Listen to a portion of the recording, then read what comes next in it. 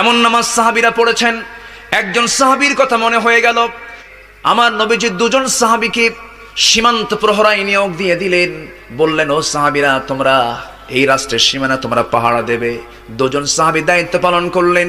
দুজন সাহাবী দায়িত্ব পালনরত অবস্থায় একজন সাহাবী বলছেন, ভাই আব্বাদ, ঘুম চোখে পাচ্ছে, ঘুমে চলে গেলাম, তুমি একটু পাহারা দাও। হযরত আম্মার ঘুমের মধ্যে চলে গেছেন। হযরত আব্বাদ তিনি নামাজে দাঁড়ায় গেছেন। খামাখা দাঁড়ায় থেকে লাভ নাই, শত্রু তো দেখি না। ওযু বানায় নামাজে দাঁড়ালেন, তাহাজ্জুদ নামাজ পড়তেছেন। প্রথম রাকাত যখন সূরা কেরাত পড়তেছিলেন, লম্বা লম্বা সূরা, লম্বা লম্বা কেরাত, এমন সময় দূর থেকে শত্রুপক্ষ তাকে দেখে ফেলে একটা তীর মেরে দিয়েছে। সেই তীরটা নামাজরত সাহাবী আব্বাদের ডান পায়ে লাগলো।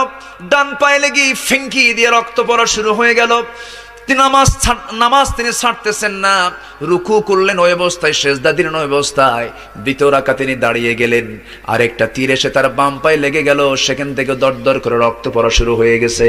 ঘুমন্ত সাহাবীর ঘুম ভেঙে যাওয়ার সঙ্গে সঙ্গে বলছেন, আব্বা তুমি কি করছো?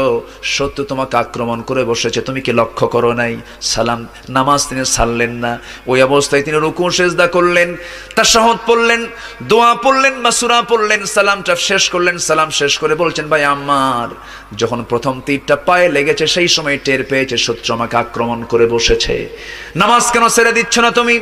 শত্রুকে তোমার মোকাবেলা করতে হবে, নামাজ তোমার সুযোগ তুমি অন্য সময় পাবে। তিনি বলছেন, হে ভাই, এটা তো সঠিক মাসলা, ঠিক আছে, আমি নামাজ অন্য সময় পড়ার সুযোগ পেয়ে যাব, কিন্তু নামাজের মধ্যে আমি এমন মজা পাচ্ছিলাম যেন আমি আমার আল্লাহকে দেখতে পেতেছি।